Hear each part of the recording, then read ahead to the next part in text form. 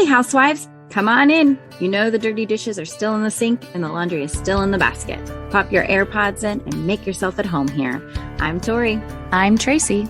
And we are your Unlikely Housewives. Stepping out in faith and believing that God calls the unlikely, we are here to show you the appreciation and validation you deserve, lead you to authentic relationships, and release you from believing the cultural lies to restore your faith and wellness. Pull up those high-waisted yoga pants, tighten your top knot, and reheat your coffee for the third time today.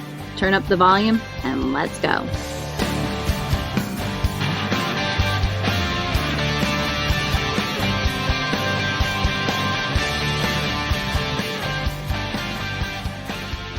Hey, housewives, welcome back. Hey. We are so excited to have another great podcast for you. Going to be full of encouragement, and it's going to sound and look a little different. But before we dive in, Tori's going to read a quick review.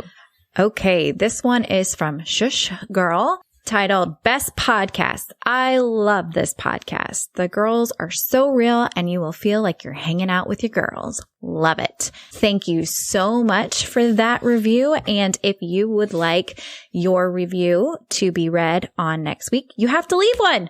So be sure to leave a 5-star review for us. Yeah. All right. Well, we are here. Today's podcast is going to have a different feel. Shaking it up. Yep, we are. We're shaking it up. I'm going to actually interview Tori as if she were my guest on the podcast and help her share her personal journey with depression, really to encourage others who've experienced these feelings, and especially some that maybe have experienced them for the first time over the last 2 years, or maybe they've been dealing with it for a long time. But before we jump in, I do want to have a disclaimer. This is my personal story and is for informational purposes only. We are not doctors, and this does not replace professional medical advice, diagnosis, or treatment. You should always consult with a physician or healthcare professional first. Okay. So all that to say, we have a story to share. And before we get started, I just want to say this was not like a topic we were going to do. This was not a podcast. This was not what was going to be how we approached this topic. We know depression, anxiety, all of these feelings and emotions and things that we are so much more current. They're so much more relevant right now. And we were going to talk about these topics. We didn't know how. We didn't know if we were going to bring a guest on. We didn't know how we were going to present this information to our audience to help you feel that you are not alone. And as we started talking and what we've been going through in the last 2 weeks here, and we're in February, it's very snowy currently and cold. We actually sat down to talk about it, and this actually is what unfolded, was more of Tori's personal story, and we knew that this was relatable, and this would absolutely bring her some healing in sharing her story, but also give you the connection that you need in the season that you're in. So let's get started, Tori. Let's start from the beginning. When did you start experiencing sadness? So for me, it started when I was pregnant with Juliet, my second. My girls are 17 months apart. I always like to say it's like having twins, but not getting credit for it. Yes.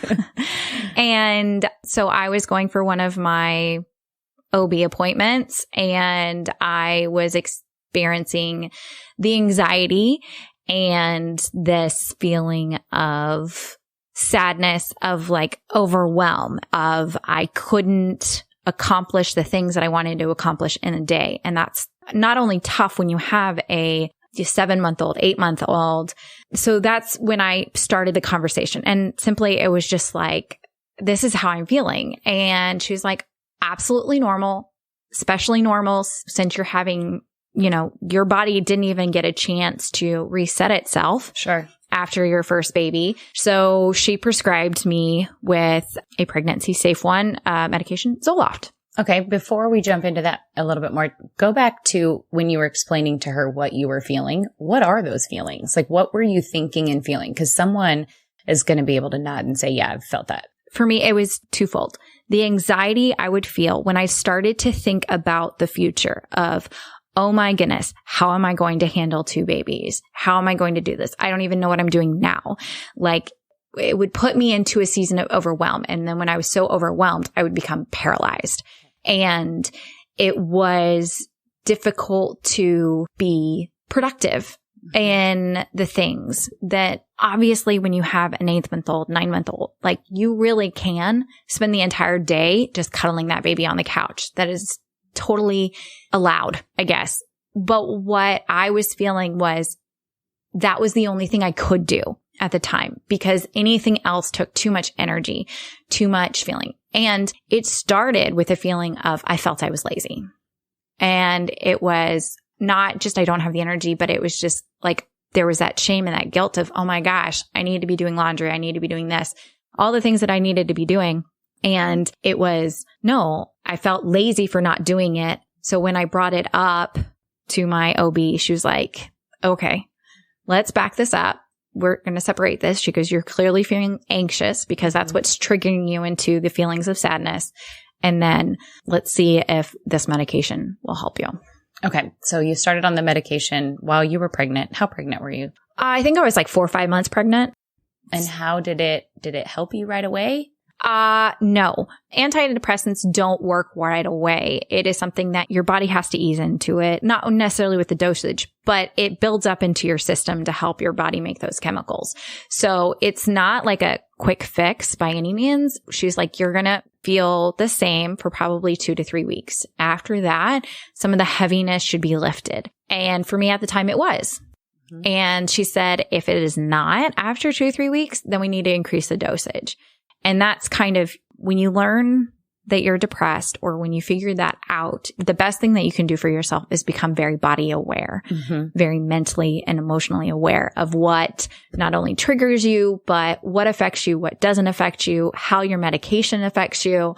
And so it's kind of, that's a learning curve, but the best thing you can do for yourself is become body aware. Okay. So you're pregnant. You have started this. Did they diagnose you with, say, postpartum depression from after having your first? Or was this just general, we're going to work on these feelings and see if this helps you? I don't think it ever was diagnosed like this is postpartum depression. Basically what I know that's what it was, but there wasn't ever like a clinical title to that. Okay.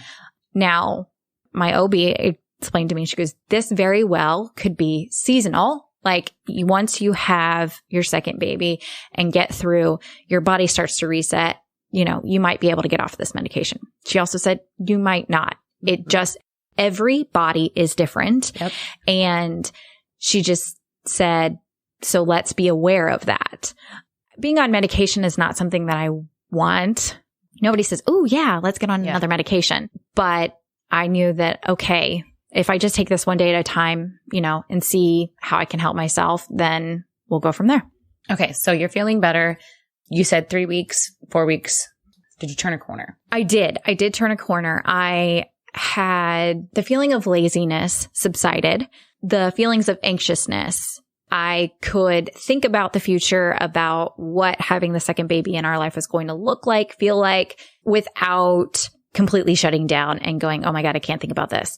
So it definitely did its job at the time. So you're obviously married and have a toddler and you're pregnant. Well, not a toddler yet. Still a baby. Right. Still a baby. Still a baby.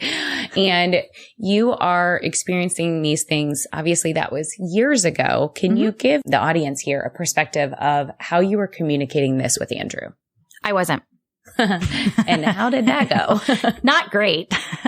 I actually didn't really start communicating things with Andrew till probably about a year or two ago. And that's on me because my thought was, I told my husband I'm on antidepressants. He should get it. Like, no, nobody gets it. Nobody, if it is not something that they have been through and have experienced themselves, you don't understand what the feeling is. And there's so many stigmas. Like people think of depression and anxiety. Like they think of anxiety as a panic attack, right? So that's what people automatically think about anxiety. And it's the rushing of thoughts. It's the, oh my God, I can't do this, da, da, da, da, da.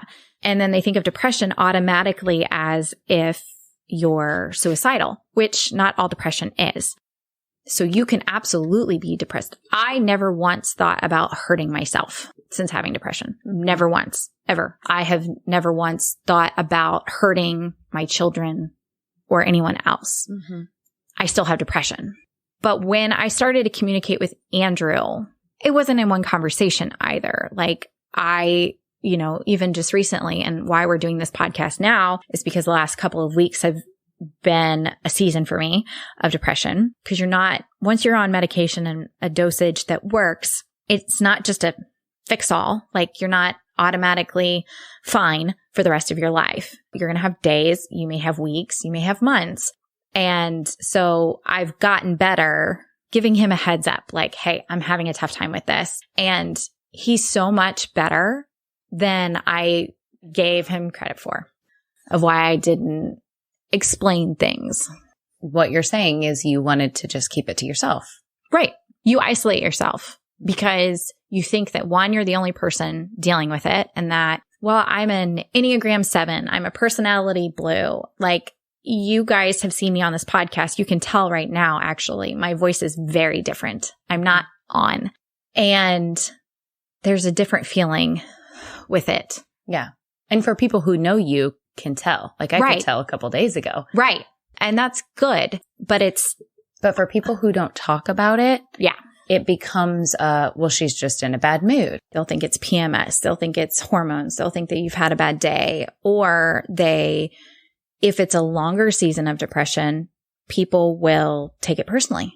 What did I do? Did I say something to offend her? Did I say something to upset her? And, I don't share I hadn't shared my depression. I don't tell everybody when I'm in a season of depression. I don't. It's not something that, it's like, hey, on my Facebook post is, all right, guys, feeling a little depressed these days. So don't take it personal.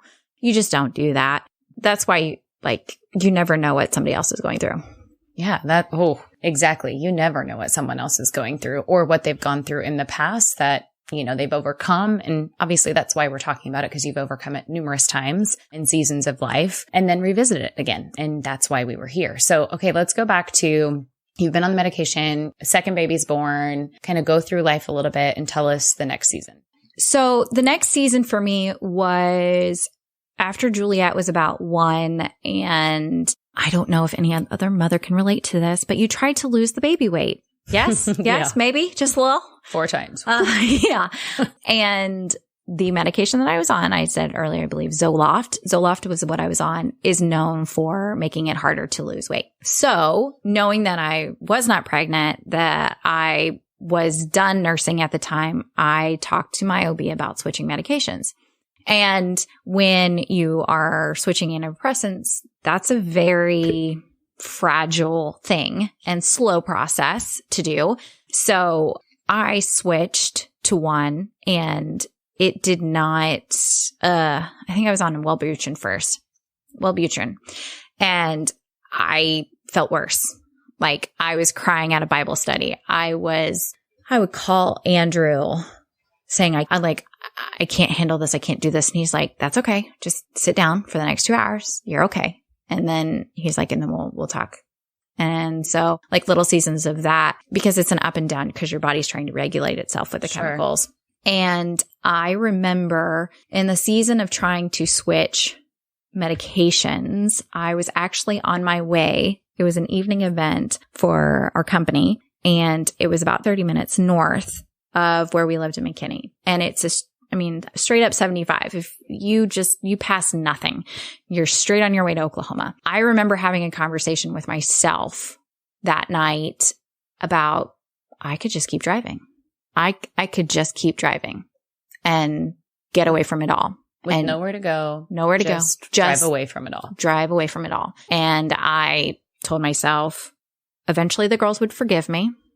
Andrew may not forgive me, and I would just have to, that would be hard, but okay. And I thought about, okay, I could get some money out of the bank account, and then I would just figure it out. And I would just go to a small town where I could just be by myself, and I could have the car for a while. And I literally started going through every single process of what would I do next? Where would I go? Just an escape. Just an escape. And that's, I was, all you want to do is numb out. And for me, when I'm in a season of depression, and I would say I have moderate depression, it is all I want to do is numb out. I will wake up and the first thing I think about is, okay, do what you got to do, take care of the fam. And I think about when is the next time I can get back into bed, because I can just sleep. I can just sleep it away and numb out that way. And to finish that story, making that turn off to go to the event where I was in public with people and I saw friends, dear friends, they had no idea. And I just slapped a smile on my face and it was, yep, I'm here. But that was like a real, like, holy crap moment. And I still remember it to this day, but it's definitely a thought. Did you still seek, at this point, were you still seeking, help? Did you go to a different doctor or this was just? So after this, I called my OB and I said, this medication is not working. So we switched to Cymbalta. Cymbalta actually made me feel much better. And that was the season I was in for Cymbalta. We played with the dosage a little bit and I regulated. Then after getting the suggestion from my mom and my mother-in-law, their concern was an OB is not who you should go to for antidepressants. And again, I started because it was postpartum. Mm-hmm. And so I said, sure. Okay, I'll find a psychiatrist. So I found a psychiatrist, very lovely old Jewish lady.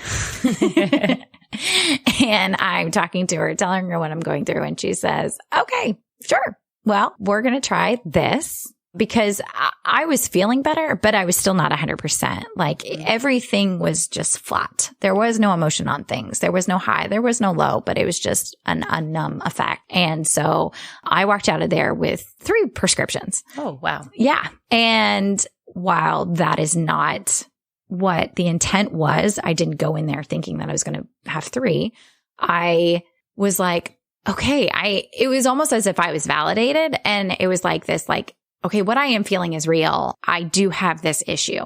I'm doing what I'm supposed to be doing. And with those 3 medications, were they different antidepressants? Was one So she recommended a combination. She said that sometimes Cymbalta does not, people who have an issue with Wellbutrin by itself, if they combine it with Cymbalta, that they actually have a better effect. And that is what I got. So I started on those 2 as regulars. And then for the really tough days, the days that were harder than others, the days that I would get to an anxious point to feel overwhelmed and then be paralyzed, she gave me Xanax to use as needed. So again, everything's a season. Once you're prescribed something, it's not always going to be the same thing. That was a Texas doctor. And since coming to Kansas, I have found another psychiatrist, obviously. And I've worked with him on dosages, on things, messing with levels. And can we try this because I'm feeling these side effects? Or is this a side effect? And you're your own science experiment. Mm-hmm. But again, if you're not body aware, you're not going to be able to tell a difference. So the best thing that you can do for yourself is learn how to be very intentional about what you're feeling and what it's like. I have 2 questions, so I'm going to say them both so I don't forget. And okay. We'll address one. So the first question is going to be that I want to come back to is obviously we've talked a lot about medication. You've been on this journey for a while, 9 years now? 8 years. 8 years. Okay. So in the meantime, there have been a lot of things that you've done to take care of yourself. You've learned so much more about health and wellness and gut health and just centralizing things and taking care of stuff. So I would love to touch on that in a little bit, just so that people see you continued to do all the things to take care of yourself. But you touched on something about being in Texas and being in Kansas. Well, you haven't talked about how you also lived in Baltimore and you were dealing with all of this in every move. Is that correct? Yeah. The move to Baltimore was before kids. So I definitely think that I went through a season of sadness and probably like low depression at that point too, because not knowing anybody and figuring out how to start over. I can relate to that. Yeah. And also too, Baltimore winters, very much like in Texas, we'll get cloudy days. It may be cloudy like for 2 or 3 days, but after that, it's usually 70. Mm-hmm. And that's what Texas is. But when it comes to Kansas, we will get like weeks at a time of snowy and dreary and things like that. That definitely has an effect on me. It's also known as seasonal affect disorder, I believe. I could be completely wrong, but it's called SAD. And there are things that I have learned how to do, or things that benefit me on that. Like there's a light that I have in my bathroom that is like 1,000 lumens or something ridiculous, but that is to help with the lack of sunshine and the lack of vitamin D. And I have noticed a difference in that. But I mean, but that was a learning thing I had to learn here in Kansas. Yeah. Like moving up here, and like all of February is practically gray. And it's going, okay, how can I do better? It's better than Chicago. Yeah.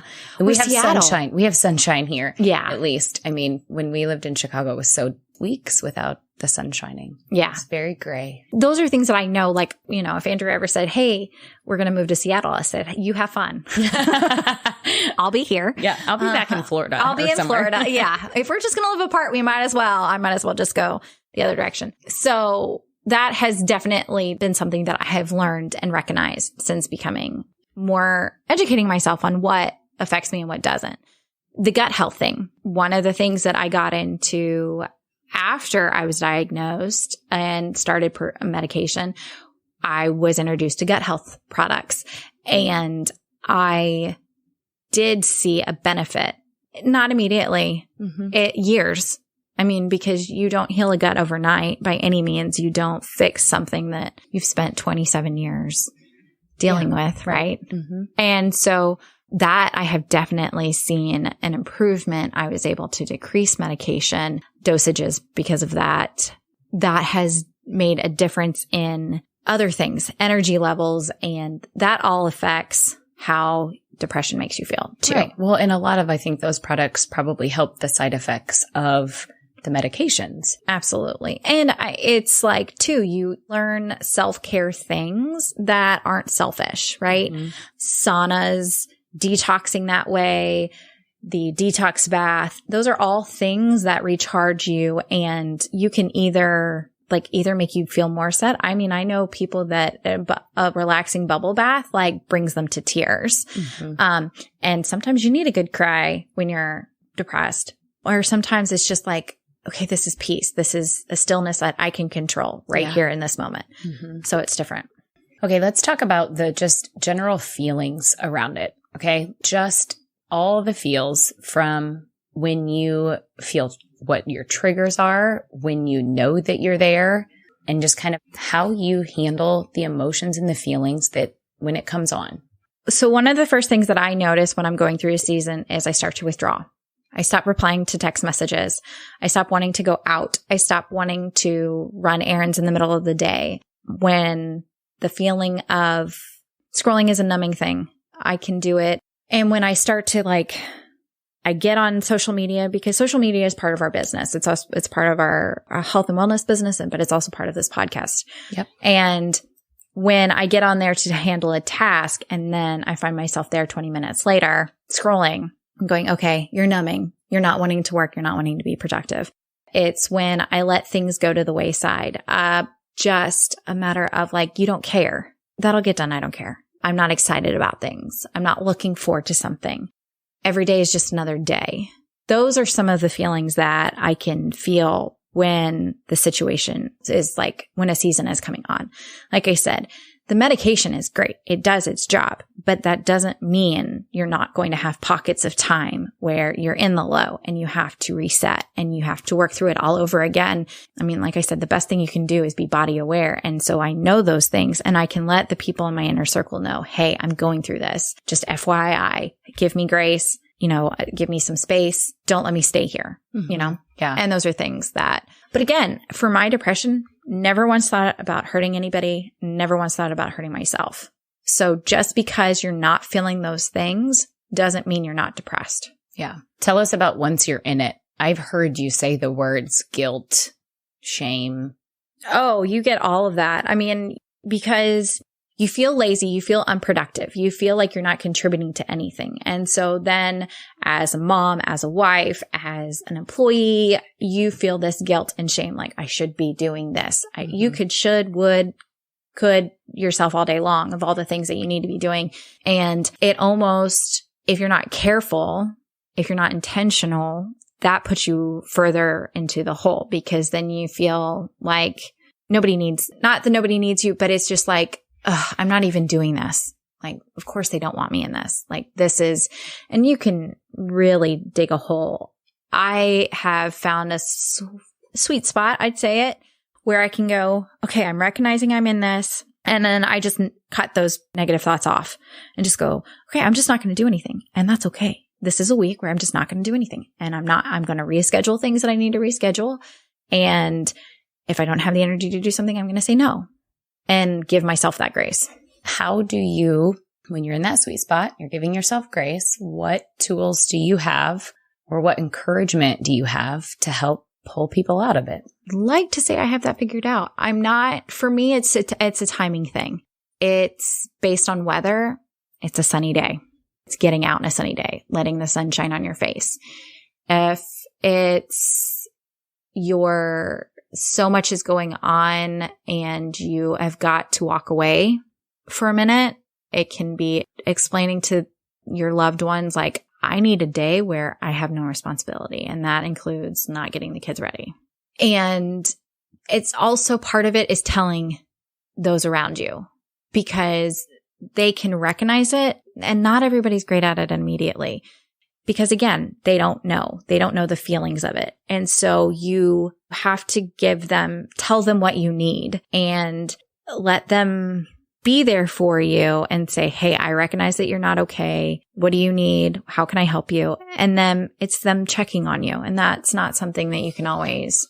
Yeah. I think one of the things that I can relate to, and this just kind of popped into my head. So not my story, but I did have postpartum. So I can relate to that season of wanting to do something, but not being able to do something, and then being upset that my husband wasn't doing it for me. Right. And I can relate this to, if you don't say what you're going through or what you need, it's not going to be done. Right. People can't read your mind. Right. And when you're sick, like, running a fever or you're vomiting or those kinds of things, it's visible. You're in bed. Your spouse knows you can't do anything in those situations. But when you're in bed and you just look like you're tired, or you just look like, your word, not mine, lazy, the explanation needs to be provided of like, hey, like, this is still like something you're battling and it needs to be addressed, and you need to take care of yourself in that season, or else it's just going to exasperate. And two, I can put this link in the show notes I was listening to, there's a pastor that I really enjoy, and he actually just passed away this past weekend, and his name is Ferrar, and he would do a lot of men's retreats and Bible studies. And he has an incredible sermon that he shares that he went through a season of depression for years, like 2 to 3 years. And sometimes the hole is that big. And he doesn't necessarily say whether he got on medication or not, but I mean, he shares that like there would be days that he would cry for 3 to 4 hours a day and not be able to do certain things. But like sometimes that is the size of the wound, and you don't know. I didn't know that medication would help the way that it did. And some people want to try for a season where they're not on medication. And if that works for you, do it. But you don't know how long it's going to last. I was hoping that this would be over when my body reset after Juliet was born. So I was hoping I would be done with my medication after 18 months, 2 years max.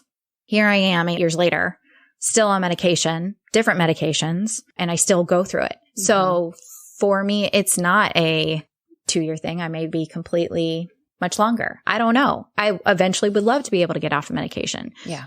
Well, and let's talk about these emotions, all these feelings. You're currently in the season right now in your marriage. You've walked through this in different levels. How has this affected your marriage? Again, much harder in the beginning because I assumed that Andrew knew what I was going through. Like, I'm depressed. That doesn't tell anybody anything because again, we all have these like, well, it doesn't look like she's trying to kill herself. Well, no, that wasn't how I was feeling. That was not how I handled depression. And so again, I've only recently become better about like telling Andrew what I need and telling like, hey, this is what I'm going through. But again, it's hard. It's still hard to have a conversation and just say, hey, please give me grace, or ask for the words of affirmation because it's a silly question, because you need the words of affirmation and you tell me the things that I'm good at. Pick me up. I mean, not literally. I mean, maybe that would be cute. No, not cute. It's a little bit of a struggle. I don't.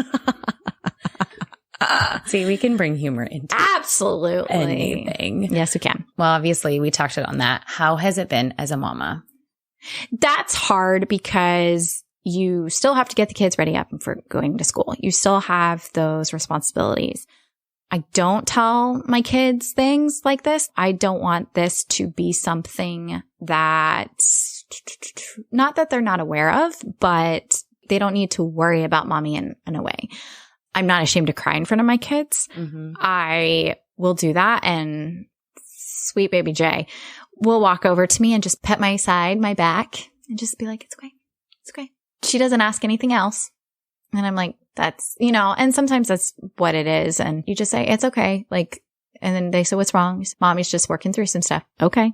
I think it's incredible because it's only showing the side to your girls of, hey, we have good days and bad days and we have to work through things too. Yeah. It's relatable even to a 8-year-old. Yeah. They're going to have hard days, friendships, homework, just being sad because they didn't get to go for a play date.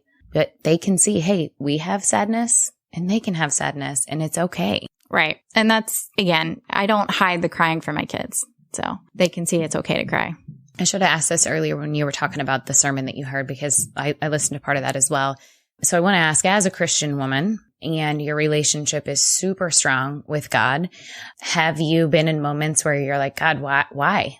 Like, why am I dealing with this? Do you ever feel like he's left you? Like, let's be honest. Yeah. There's definitely, when you're in depression, there's a quietness. You feel not abandoned, but you just feel in the dark. Like, why isn't God talking to me? And that can be hard depending on how long that darkness lasts. For me, my faith has only gotten stronger in the last, I'd say 10 years. I can see I'm at a point in my faith where I can look back. I can look so far back to where I had pitfalls, where I had discouragements, where I had moments of sadness and disappointment. And I can see every single time how God provided and what came out of that season, what became because of that season. And so it's that stuff like that I cling on to, knowing that if he got me through that, he'll get me through this. And my timing is not his timing. Yeah. I mean, he's using it now. He's using your story now. He's going to continue to use your story as you further through sharing and educating and growing and just being real. And obviously we've said it numerous times, this is an act of obedience in doing this podcast. I mean, you felt very led to share this side of your story with everybody because, again, you aren't alone. And people who are listening are not alone. Before we wrap up, we didn't even talk about this earlier and I meant to. How has the pandemic in the last 2 years affected your depression? Have you had different, seasons with it during that time? Is this the first that you've experienced it in the last 2 years? No, I think when the world shut down and I realized my kids were not going back to school, I think that hit me like a ton of bricks. I cried for days and I felt horrible because there was that sense of unknown, but I felt horrible because my children were going to be home and there are women everywhere that would love to have their children home with them on all occasions. And so it hit me like a ton of bricks when I was like, oh my God, what am I going to do? So there was definitely a dark season of that. I think I remember you coming over and still, it was when everything was locked down. It was just dropping something off. Yeah. Clothes or something and picking something up or whatever. And I literally saw you and you were just going to drop it off at the porch because again, we didn't know what we didn't know at that time about COVID. And I opened the door and I was like, oh my God, can I hug you? This was before we had seen anybody. Exactly. And it was just like that. Sorry, friends. Yeah. But sometimes you just need a hug. And that was hard. And I think that I bring this up because I do remember that moment. I know that moment from way more than just you. So many. I mean, I don't deal with depression, But there was so much sadness in the beginning of that pandemic for so many people. And people are still there. They're still stuck in it. They're still resonating with it, because when you get into something, or you are, again, just in the darkness, or have this fear or have this sadness, it is so hard to come out of it. And we know that our podcast has covered in many different places all around the world. And this message is for everyone all around the world. Yeah. Because it doesn't matter, like, this is the one thing that we all have in common over these last 2 years, is that the world shut down. And for some people, the world is still shut down, and it's only gotten worse. Mm-hmm. I mean, we can watch the news, which please don't watch the news. But you can watch the news and just see how there are people that are just trying to go outside to have a cup of coffee at their local neighborhood shop, and they can't. And Lord, I don't know how I would handle that. There's just so much heaviness that has come out of that season. So obviously, going back to that first part of the pandemic, you experienced a very, deep low, and came out of that because obviously we've been on trips and we've had a lot of great experiences this last 2 years. Yep. I want to get to the point of your overcoming, because even though you're in the midst of it, you have overcome it time and time again, and you will again. So let's give some hope to some that need it. Absolutely. Because this is, yes, I deal with depression. Depression does not define me. Amen. Nor does it define you or anyone else or anybody that you know that is going through it. Whether it is a postpartum depression that turns into clinical depression, or moderate depression that turns into major depression, it does not matter. Depression is different for everyone. The other thing is that you are not alone. I have learned that. And there are resources out there for anybody, even on the lower scale. There are things that you can do to help you handle the depression. And again, for everybody, that is different. And I'm definitely, if this is something that resonates with you or you'd like to know more about, you're more than welcome to DM me or message me, and I'd be happy to share what has worked for me personally. But again, God has never left you. He will never forsake you. So he already knows. He knows the pit you're in. He knows the pit you're going to get in. He knows the valley. He knows all of it. He knows the depth. He knows the width. He knows all of it.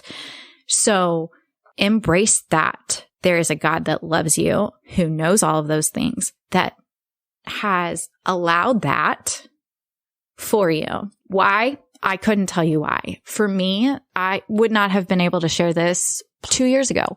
I wouldn't have been able to share this probably a year ago, even. I think 6 months ago, I just stopped caring. What other people think, not caring in general. Yeah. So there are things to help you. There are people, your inner circle loves you. They love all of you, and don't sell them short. And last important question, because I think this is what will encourage anyone who's going through this to open up. Does this make you feel vulnerable sharing this side of you? And why have you done it? So there's a thought with having a podcast in general that it can be a place where you quote unquote share your dirty laundry, right? Mm-hmm. So many of us now, people share their dirty laundry all over social media, and that's dangerous. There are certainly things that you and I will never share here on this podcast. Right. But this is something that I really felt people are not talking about. You only hear the worst of depression. You only hear the suicide depression. You don't hear the moderate. You don't hear the anger. You don't hear what that is in the middle. And I feel like this is one of the reasons that God, he's given us this platform for a podcast, is because I can speak on depression. I'm a very upbeat person. I love to make people laugh. Y'all can tell that this is a very different podcast than our usually chipper, haha, funny stuff. Yeah. And even that person can get down. So that's okay. And that's okay. And I will bounce back. And the next podcast, I'm probably going to be back to my normal self, and I'm going to be thankful for that because that's my personality type and I enjoy that. I'd rather be there than here. Yeah. But while I'm in this, I knew that there are other people that needed to hear this and maybe just know that it's not just you being lazy. It's not a feeling of being unproductive or unmotivated. It's not that season for you. What you may be dealing with is depression, and that's completely different than feeling lazy. Yeah. And I just commend you so much on sharing your side of the story. I've learned so much. And just in our texting this week, I'm like, oh my gosh, first off, it's hard to watch a friend go through it when you don't completely understand. But there is a perspective that she has shared that so many people need to hear, and that it is okay. So many of our messages is going to resonate the same way, that you are not alone. And mamas and housewives and women, you have carried a great load in the last 2 years. And I know we're not done. And it is okay to be here where you are, because we know God is going to use you, use this story, redeem you. And I know, Tori, you will be back to your normal self in no time, because I've seen it. I've experienced it. And the message goes to anyone who's listening to this who has felt this too. God will redeem you. He has so much joy and peace He wants you to feel in your heart. He wants you to experience that for yourself first and foremost. And that's just what we want to encourage, is get in prayer, even though it may be quiet and that it may be still. He's listening. And even if you can't pray for yourself, know that God prays for you. Yep. Holy Spirit intercedes on your behalf. I want to leave everyone with this. Talk to someone. Talk to someone. If you are in the season, talk to someone. If you know somebody who you think is starting to withdraw and to be more hidden, and say, hey, is this something that you're feeling? Because if you're noticing it, other people are noticing it too. But talk to somebody. And can I say, if you say, are you okay? And someone says, I'm fine. Ask another question. Yeah, please don't ask if you're okay. Question. Yeah. And pray before you talk to them, because I guarantee you God will give you the words to speak and ask. The last thing I want to leave, my depression is a moderate depression. It is, I've said multiple times, I've never once thought about hurting myself or hurting others. However, I know that is not the case for everyone. I want to leave you with a suicide hotline, 1-800-273-8255. Jot that down, 1-800-273-8255. There is also a crisis text line.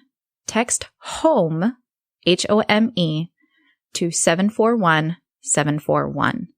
Even if you need to share those resources with somebody else, that is okay. So thank you so much for joining us on this podcast, and we will see you next week. Remember, you are not alone. Bye, housewives. Whether we made you laugh or cry today, we pray you feel appreciated, bolder and braver than yesterday, stronger and more faithful for tomorrow, but living in who you were made to be today. Join our online community on Facebook. Find our link in the show notes. Be sure to review and subscribe on Apple Podcasts or wherever you enjoy listening. Until next time, housewives, we give you permission to walk confidently, freely, and be intentional in your slippers or stilettos.